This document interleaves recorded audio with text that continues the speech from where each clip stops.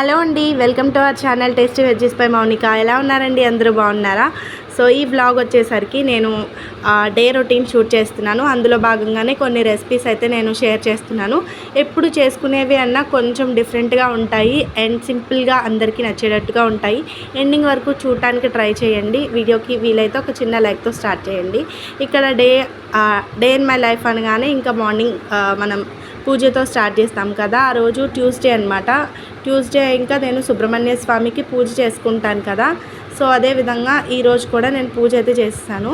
ఇక్కడ నాకు సన్నజాజి పువ్వులు దొరికాయి. మల్లెపూలు కొంచెం కాస్ట్లీగా ఉన్నాయని చెప్పి సన్నజాజిని తెచ్చాను. ఇవే సుబ్రహ్మణ్య స్వామి విగ్రహానికి అది పాలది నైవేద్యం పెట్టేసి పూజ చేసేసుకున్నాను నార్మల్గా.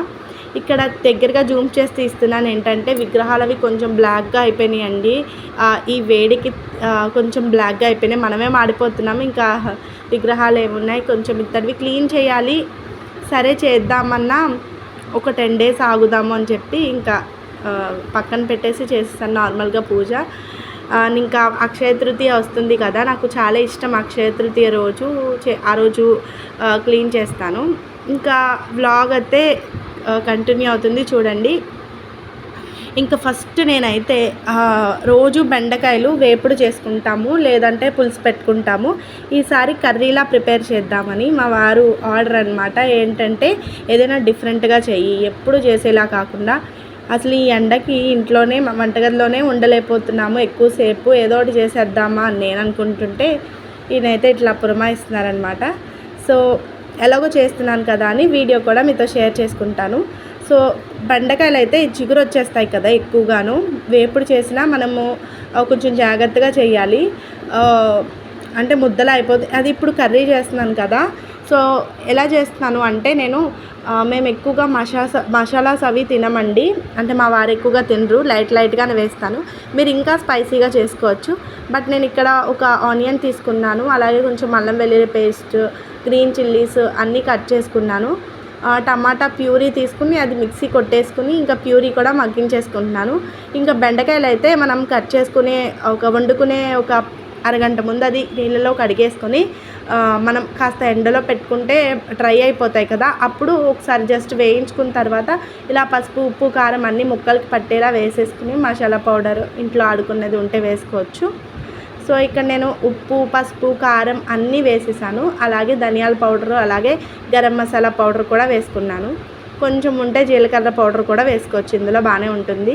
ఇవన్నీ వేసేసుకుని జస్ట్ అలా ఫ్రై చేసి నీళ్లు పోసేసుకున్నాను అనమాట, కొంచెం మగ్గడానికి గ్రేవీ కోసము. ఎక్కువసేపు కదపకూడదు, జిగురు వచ్చేసి దగ్గరికి అయిపోతే ముద్దలా వచ్చేస్తుంది కర్రీ. ఇంకా మీడియం ఫ్లేమ్లో పెట్టేసుకుని మగ్గించేసుకుని పైకి నూనె తేరేంత వరకు ఉంచుకుంటే సరిపోతుంది. ఇందులోనే లైట్గా కొంచెం నేను కర్డ్ కూడా యాడ్ చేశాను. సో ఈ బెండకాయ కర్రీ అయితే చాలా టేస్టీగా చాలా బాగా వచ్చింది. బయట మనకి కర్రీ పాయింట్లో కానీ ఏమైనా పెళ్ళిళ్ళు అలాంటి ఫంక్షన్స్లో కానీ మనకి అప్పుడప్పుడు బెండకాయ మసాలా కర్రీ అయితే మనం టేస్ట్ చేస్తాం కదా. ఎక్కువ నార్త్ సైడ్ కూడా చేసుకుంటారు. సో చాలా బాగా వచ్చింది. నేను ఇంకా రెసిపీస్ చేస్తున్నాను అనమాట. మా పిల్లలు అయితే ఇంకా టీవీస్ అవి చూస్తున్నారు. ఇంకా మిస్టర్ బీన్ చూస్తున్నాడు మా వాడు. చిన్నప్పుడు మా తమ్ముడు అయితే ఈ మిస్టర్ బీన్ చూపించేవాడు, ఎక్కువగా ఇవే చూసేవాడు. మమ్మల్ని అసలు పోగోలో వచ్చేది అప్పుడు. ఇంకా ఛానల్ మార్చనిచ్చేవాడు కాదు. మేము సీరియల్స్ అవి చూద్దాం అనుకుంటే వాడు ఎప్పుడు మిస్టర్ బీనే పెట్టేవాడు. ఇప్పుడు మళ్ళీ మా వాడు ఈ మధ్య వీడికి మిస్టర్ బీన్ అలవాటు అయిపోయిందనమాట. ఎక్కువ ఇవే కార్టూన్స్ చూస్తున్నాడు. ఇంకా మధ్యలో అటు వచ్చి నేను వంట చేసుకుంటుంటే ఏదైనా డ్రింక్స్ ఇమ్మంటున్నాడు. ఇంకా మ్యాంగో జ్యూస్, ఆరెంజ్ జ్యూస్ ఉంది కదా, అది ఇచ్చేస్తున్నాను అనమాట. ఇంకా రెగ్యులర్గా మేమేమి ఇవ్వము. ఈ ఎండాకాలం 11 అయ్యేసరికి ఏదో ఒకటి పాపం తాగాలనిపిస్తుంది. ఇంకా వాళ్ళకి వచ్చేసరికి ఫ్రైడ్ రైస్ చేస్తున్నాను అనమాట. అంటే వాళ్ళు ఇలా మసాలా కర్రీస్ కానీ అవి ఏమీ నార్మల్ ఫుడ్ తింటే కదా మా బాబు అండ్ మా పాప ఇద్దరికి కలిపి ఫ్రైడ్ రైస్ చేస్తున్నాను. అది ఎట్లాంటి ఎసెన్స్ అంటే వేయకుండా వెనిగర్ కానీ పెప్పర్ కూడా వేయట్లేదు. సో నార్మల్గా చేసేస్తున్నాను. బాగుంటుందండి, ఇలా కారం తినలేని పిల్లలకి బాగుంటుంది. సో ఇందులో క్యాప్సికమ్, క్యారెట్, బఠానీ 3 తరిగి పెట్టుకుని కాసేపు వేయించేసుకోవాలి ఆయిల్లో. మూత పెట్టి మగ్గించుకున్నా పర్వాలేదు ఉప్పు వేసుకుని. ఇక్కడైతే నేను ఇంకో కర్రీ ప్రిపేర్ చేస్తున్నాను. ఇదైతే చపాతీకి రైస్లోకి బాగుంటుంది. Soya beans meal maker curry అనమాట. సో ఇది ఎలా చేస్తున్నాను అంటే కొంచెం ఆయిల్ వేసుకుని అలాగే కావాల్సిన ముందుగా మిల్ మేకర్ అయితే ఉడకపెట్టుకుని వేడి నీళ్ళలో వేసేసుకున్నా, ఉడకపెట్టుకోవడం కాదు, వేసుకుని ఆ మిల్ మేకర్ మొత్తం పిండేసుకుని పొడిగా పెట్టేసుకున్నాను. తర్వాత ఏమో సోయా బీన్స్ అయితే నేను ఒక 2 విజిల్స్ కుక్కర్లో పెట్టేశాను. అది మెత్తటిగా ఉడికిపోయింది, ఒక 70% కుక్ అయిపోయింది, పక్కన పెట్టేశాను అది. నెక్స్ట్ అయితే ఒక పెద్ద ఆనియన్ అలాగే 4 పచ్చిమిరపకాయలు తీసుకొని వేయించేస్తున్నాను. ఇందులో అల్లం వెల్లుల్లి పేస్ట్ వేసుకోవట్లేదు, కావాలంటే వేసుకోవచ్చు, స్పైసీగా బాగుంటుంది. బట్ మేము మసాలా ఎక్కువగా తినము అని చెప్పి వేసుకోలేదు. ఇంకా ఫ్రైడ్ రైస్ విషయానికి వస్తే ఇంకా ఇవి కుక్ అయిపోయిన తర్వాత బాగా ముక్క పట్టుకుని చూస్తే మెత్తగా అయిపోతుంది కదా, అప్పుడు అన్నం వండుకుని చల్లారి పెట్టేసుకున్నాను పిల్లల కోసం.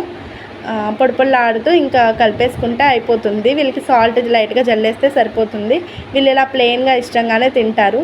మనం ఇందులో కారం యాడ్ చేసుకుంటే పెద్దవాళ్ళు కూడా తినచ్చు, స్పైసీగా బాగుంటుంది.